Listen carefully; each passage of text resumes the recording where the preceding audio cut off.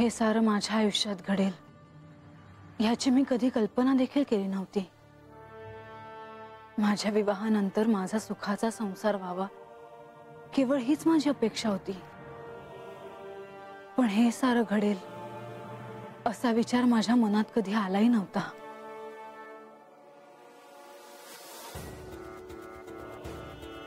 म्हाळसा, संसार धर्मात तुम्ही तुमचं कर्तव्य योग्य प्रकारे बजावलं। एक पत्नी म्हणून तुम्ही तुमची सारी कर्तव्य पार पाडली। इतकंच नव्हे तर जेजुरीची सम्राज्ञी म्हणून असलेलं तुमचं दायित्व देखील तुम्ही निभावलं।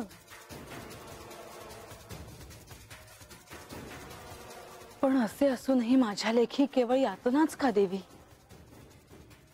हे सारे मलाच का सहन करावे लागते आहे? माझ्या हातून असा काय अपराध घडला आहे हे देखील मला कळत नाही।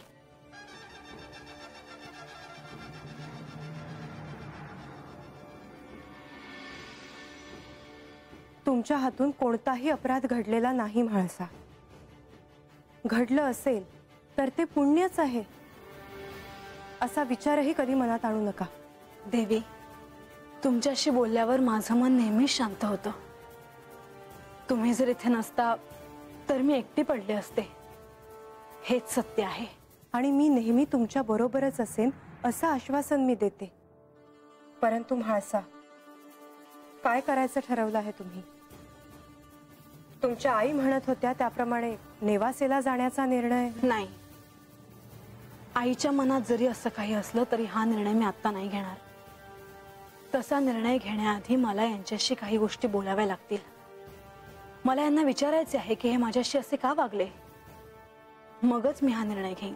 मी समजले नाही, तुम्ही श्री खंडेरायांशी काय बोलणार आहात म्हाळसा? एक पत्नी म्हणून माझ्या मनात जे जे काही आहे ते मला यांच्याशी बोलायचे आहे। आणि जोपर्यंत माझ्या प्रश्नांची मला समाधानकारक उत्तर मिळत नाही तोपर्यंत मी जेजुरी सोडून जाण्याचा निर्णय घेणार नाही। परंतु जर तुमचं समाधान झालं नाही तर?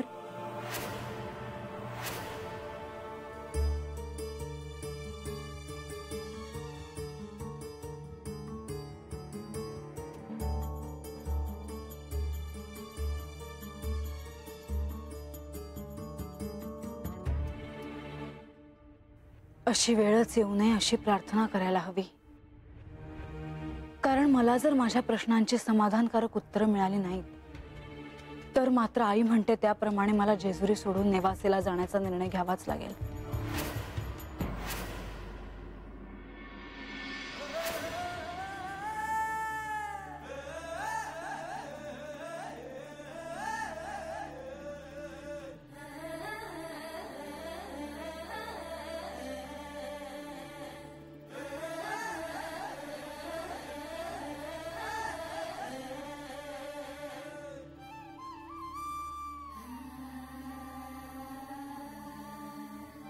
आता मला तुझ्याकडून एक वचन हवे आहे। काय जी? इकडे ये।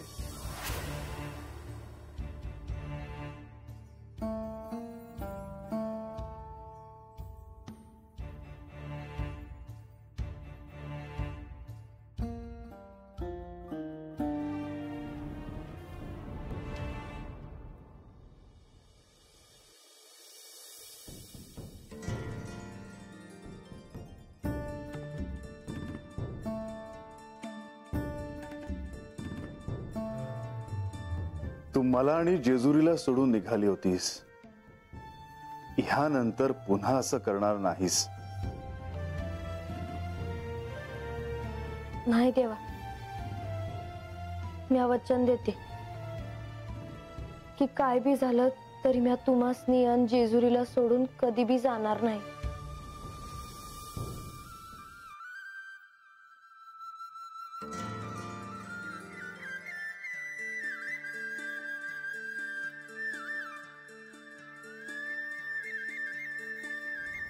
पण तू मला सांगितलं नाहीस की हा निर्णय तू का घेतलास ते?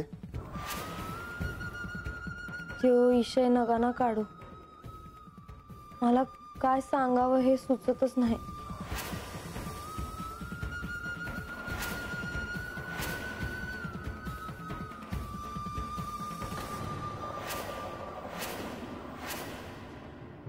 नको सांगूस. पर तुम्ही होता म्हणून मी वाचले. असं काही होईल असं मला वाटलं बी नव्हतं. हे जग आपल्याला जेवढं उघड्या डोळ्याने दिसतं त्याच्याही पलीकडे आहे. आणि ते समजून घ्यायचं असेल तर साधना हवी. तुला आणि म्हाळसेला मला हेच सांगायचे आहे की पत्नी धर्म हा आहेच, पण त्याही पलीकडे जाऊन तुम्हाला तुमच्या मूळ स्वरूपाला शोधण्याचा प्रयत्न करायचा आहे. पर मला हे समजत जमल का नाही? ज्याला श्रद्धा आणि इच्छा आहे त्या प्रत्येकाला हे जमेल. आणि मी तुमच्या सोबत आहेच. पर हे समजा तुम्ही आज कशापायी सांगतायसा? त्याला एक महत्वाचे कारण आहे. तुला आणि म्हाळसेला एकतत्व समजावून सांगायचे आहे. म्हणजे काय? ते मी सांगेनच, पण एक गोष्ट लक्षात ठेव. आता तुला एका मोठ्या दिव्याला सामोरे जायचे आहे. तेव्हा तुम्ही असाल ना मग माझ्या संग?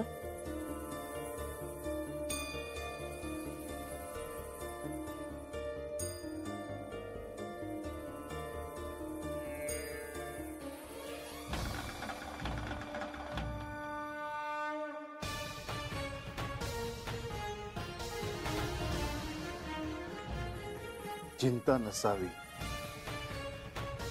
आणि मी प्रत्यक्ष असलो काय आणि नसलो काय, माझ्या भक्तांच्या हृदयात माझा निवास असतोच.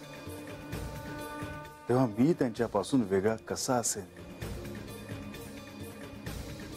तुम्ही असं बोलायला लागला का मला भ्या वाटतंय. का? ते ठाव नाही.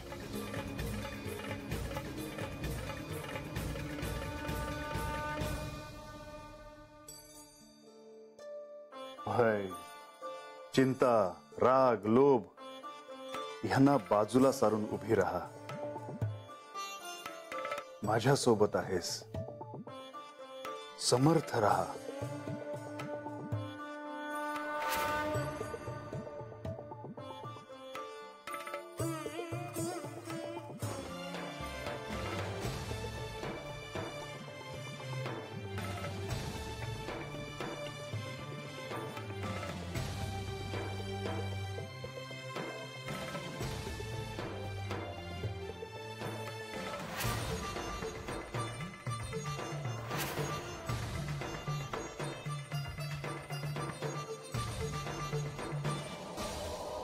बानू आणि म्हाळसा यांना हे ठाऊक नाही की त्या केवळ माझ्या पत्नी नाहीत.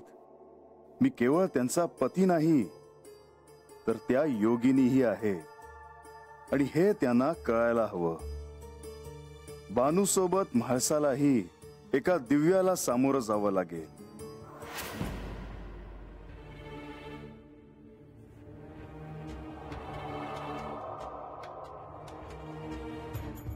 देवी, तुम्ही मला बोलावलं असं कळालं? होय गणोबा, तुम्हाला माझे एक महत्वाचे कार्य करायचे आहे. माझ्याकडं सांगा देवी, काय आज्ञा आहे? गणोबा, तुम्हाला बानूकडे जायचे आहे. तुम्हाला बानूकडे जाऊन ह्यांना एक निरोप द्यायचा आहे. काय सांगावं आहे देवी? गणोबा, यांना निरोप द्या की मी यांना तात्काळ भेटायला बोलवले आहे. यांच्याशी मला अत्यंत महत्वाच्या विषयावर बोलायचे आहे. वय देवी, देवासनी तुमचं सांगावं देतो जी. येतो म्या.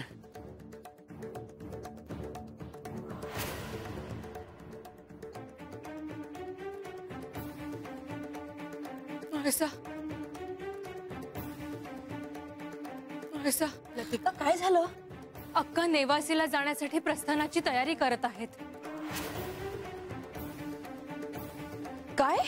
हो, तू चल आधी तिथे. चल चल.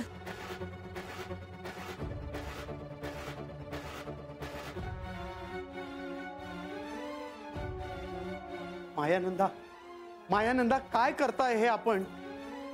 नेवासेला जाण्याची तयारी करते. आणि आता आपण फक्त नाही तर मी माळसाला सुद्धा माझ्या बरोबर घेऊन जाणार आहे.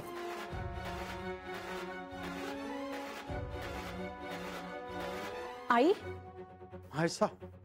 मायसा बरे झाले तू आलीस. मायानंदा काही ऐकण्याच्या मनस्थितीत नाहीये. आई, हा सारा काय प्रकार आहे? माळसा, मी तुला आधीच समजावून सांगितलेलं आहे, मला पुन्हा यावर चर्चा करायची नाहीये. आई, थांबव हा सारा प्रकार. मी कुठेही येणार नाहीये. माळसा, मी तुला मघाशी सारं काही सांगितलेलं आहे. आता ह्यावर मला अजून चर्चा करायची नाहीये. आई, हा सारा प्रकार थांबव आधी. मी कुठेही येणार नाहीये. कुठेही येणार नाही म्हणजे? हे सारं तुझ्या भल्यासाठी करते मी. मान्य आहे मला, पण यांना भेटल्याखेरीज मी कुठेही जाणार नाही. आई, माळसा, अगं काय झालंय काय तुला? श्री खंडेराय तुला भलतं कारण सांगून गडावरून निघून गेले.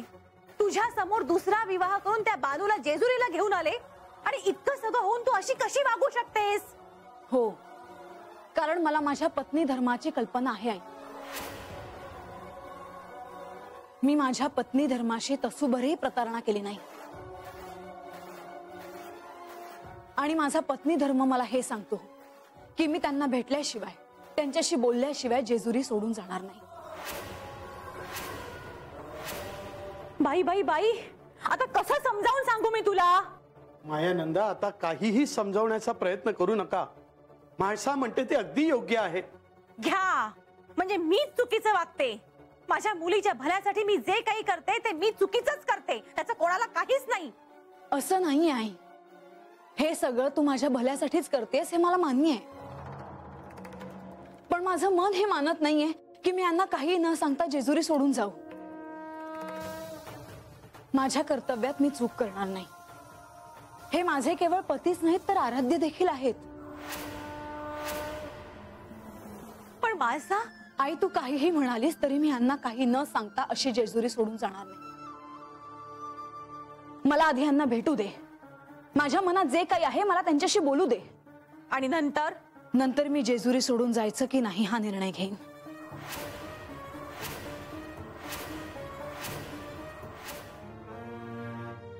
बानू, देव गेल्यापासून बघती आम्या.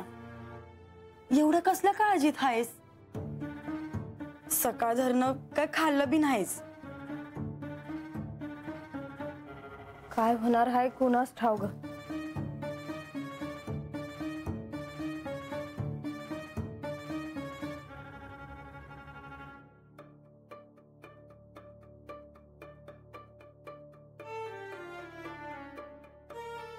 देव काय बोलले का तुला? काय बोलणं झालं का तुमच्यात? म्हणजे तुला सांगायचं नसेल तर नग सांगूस. पर काळजीत आहेस म्हणून विचारलं. काय नाही. माळसा त्यांच्या आई हाता आल्या होत्या हे सांगितलं का?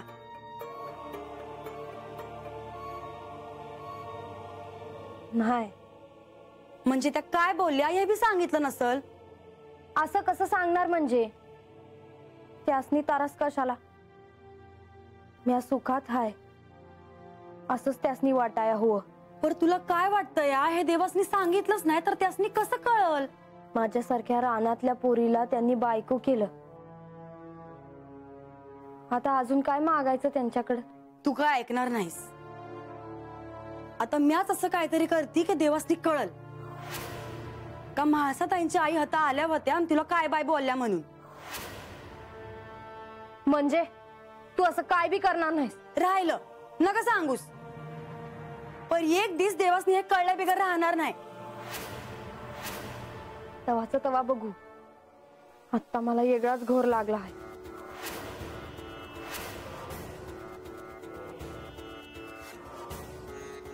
अगं मगा धरणं तेच विचारती म्या. देव म्हणलं का काहीतरी घडणार आहे. आता काय व्हायचं राहिलं हाय? एवढ्या मोठ्या संकटातनं तू बाहेर आलीस आणि आता काय बी घडलं तरी देव आहेत तुझ्या संग. नाही, तेवढं सोपं नाही. माझी बायको म्हणून परीक्षा आहे असं वाटतंय. मला तर काय कळतच नाही बघ तुमचं.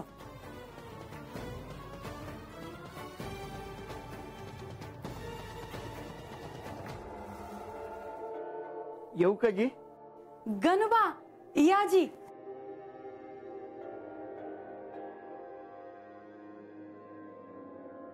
म्हणजे पाणी देते असणे.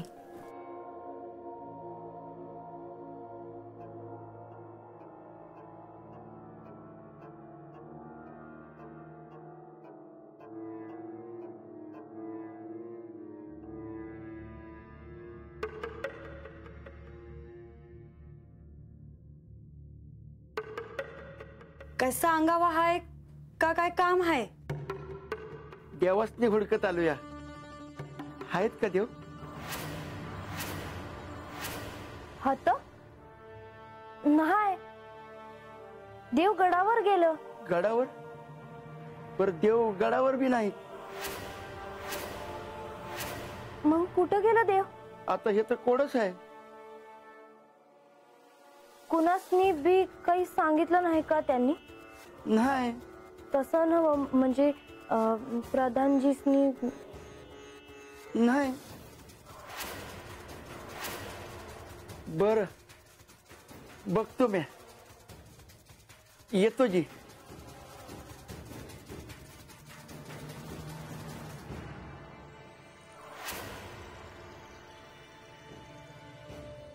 कुठं गेला असत्याल देव? देवी, कुठे होता तुम्ही? मी म्हाळसा देवींच्या कक्षात होते. त्यांच्याशी बोलत होते. मला तुमच्याशी महत्वाचं बोलायचं आहे. काय देवी? मी म्हाळसाशी बोलले. त्यांना माझी बाजू समजावून सांगितली. काही अंशी त्यांना माझं म्हणणं पटलं देखील. परंतु आमचं बोलणं संपतं न संपतं तोच म्हाळसाच्या आई तिथे आल्या आणि त्यांनी म्हाळसाला नेवासीला घेऊन जाण्याचा हट्टच धरला. आता त्यांनी कितीही हट्ट केला तरी ह्या क्षणी ते शक्य नाही देवी.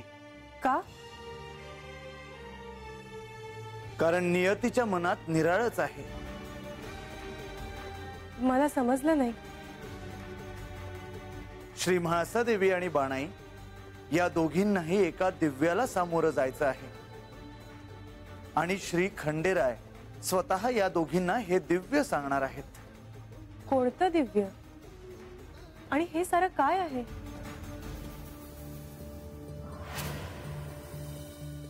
देवी, श्री खंडेराय बाणाई आणि श्री म्हाळसा देवी या दोघींच्याही पातिव्रत्याची जणू परीक्षाच बघणार आहेत आज. परंतु हे कधी घडलं?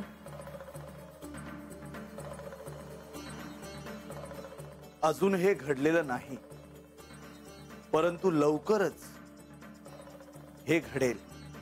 आता आमचं काहीच ऐकायचं नाही असंच तू ठरवलंयस म्हटल्यावर आता आम्ही तरी काय बोलणार? गणोबा तुम्ही इथे? देवी, तुम्ही म्हणला होता तसं की देवासनी भेटायला बोलावलंय असं सांगावं येऊन दे म्हणून. हो. मग पोचला का त्यांच्यापर्यंत निरोप?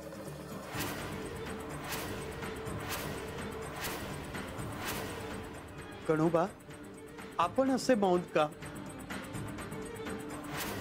देवी, तुम्ही दिलेलं सांगावं घेऊन मी खाली गेलो होतो, पर देव तर नाहीत.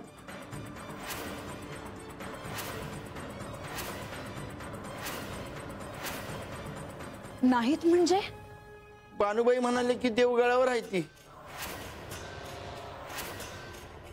हे गडावर आहेत? नाही, देवगडावर कुठे दिसत नाहीत. आता देव कुठं आहे ती काय बी कळना बघा.